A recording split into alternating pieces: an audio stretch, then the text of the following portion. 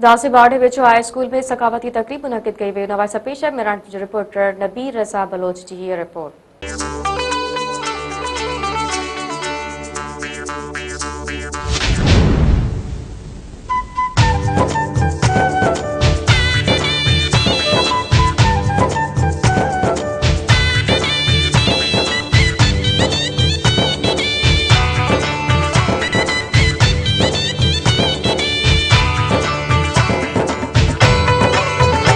पाडरेलक government high school गाबर मसण में महिराणटीअ जे सॾ ते सकाफ़ती ॾियारो मल्हायो वियो। उन सिलसिले में हिकु शानदार तक़रीब मुनक़िद कई वई, जंहिंमें मिड टर्म इम्तिहान में पोज़ीशन माणींदड़ शागिर्दनि खे एवॉर्ड पिणु ॾिना विया। तक़रीब में उस्तादनि, शागिर्दनि, शागिर्दियाणियुनि तोड़े वालदेन वॾे अंगे में शिरकत कई। उन मौक़े ते तक़रीब में शिरकत कंदड़ महिराण टीवीअ सां पंहिंजा वीचार कुछ हिन रीति वंडिया। बॉयज़ हाई स्कूल गाबर मसण में सकाफ़ती ॾियारो ऐं उन सां गॾोगॾु असां हिकु मिड टर्म इम्तिहान करायो हुयोसीं।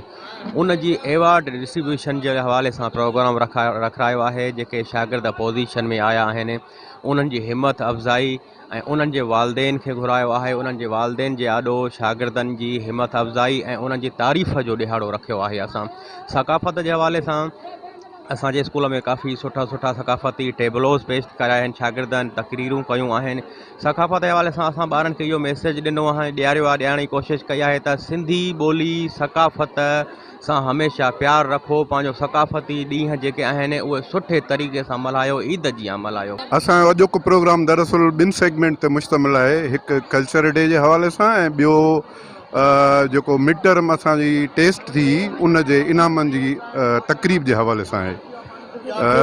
सिंध जी सकाफ़त एतिरी पुराणी आहे जेतिरो असांजो सिंधू दरिया पुराणो आहे ऐं असां सिंधी माण्हुनि खे पंहिंजी सकाफ़त सां तमामु घणी मोहबत आहे, प्यार आहे ऐं असां सिंधी माण्हू जेके आहियूं पंहिंजे इन सकाफ़त जे हवाले सां तमामु घणो हिसास आहियूं।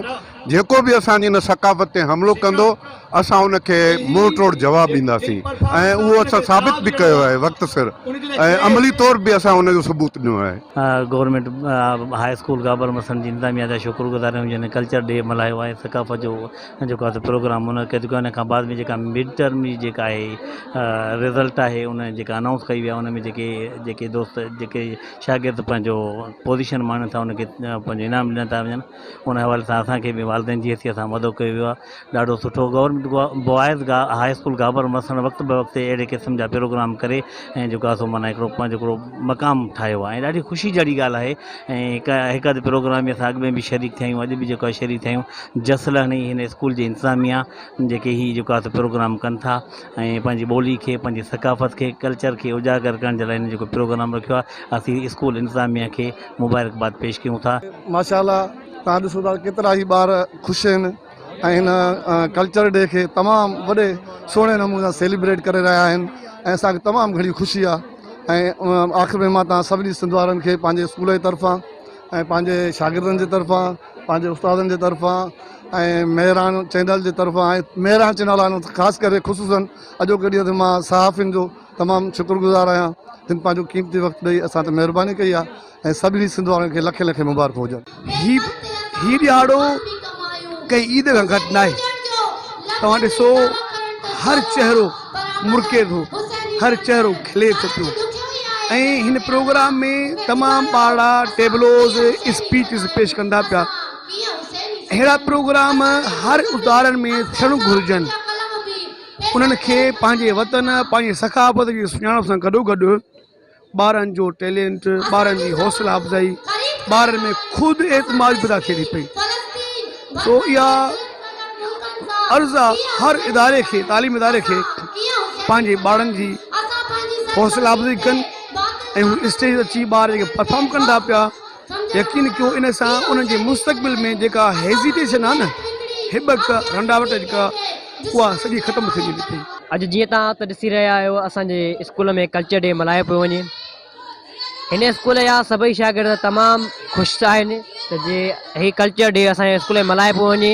अहिड़ा प्रोग्राम असांजी दिलनि खे ठारींदड़ आहिनि। बराए महिरबानी जेके बि स्कूलनि जा उस्ताद या हेडमास्टर आहिनि उन सभिनि खे असां हर शागिर्द असांजो रिक्वेस्ट थो करे त पंहिंजे स्कूल में बि अहिड़ा प्रोग्राम कराइनि जीअं ॿारनि जी दिली अफ़ज़ाई थिए ऐं ॿार पढ़ण में इंट्रस्ट वठनि ऐं जीअं ॿारनि खे शौक़ीन थिए त स्कूल अचनि ऐं पंहिंजी पढ़ाई सां दिलचस्पी रहनि। ऐं अॼु असांजे स्कूल में कल्चर डे मल्हायो आहे जेको असां लाइ आम ऐं अज़ीम ॾींहुं आहे ऐं असां तमामु शुक्रगुज़ार आहियूं सर वसीम जा जे असांखे हीउ प्रोग्राम मुनक़िद करे ॾिनो। असां तमामु शुक्रगुज़ार आहियूं ऐं हीउ तमामु बहितरीनु प्रोग्राम थी वियो आहे असांजो ऐं हिन में स्पीचूं टेबलो वग़ैरह थींदा रहंदा आहिनि। जीअं त असांजे स्कूल में अॼु प्रोग्राम मल्हायो वियो आहे सिंध सकाफ़ती ॾींहं जे हिसाब सां ऐं असांजे हेडमास्टर साहिबु सर वसीम अहमद जुणे जो उनखे रिक्वेस्ट आहे त हर साल ईअं ई प्रोग्राम मल्हायो वञे।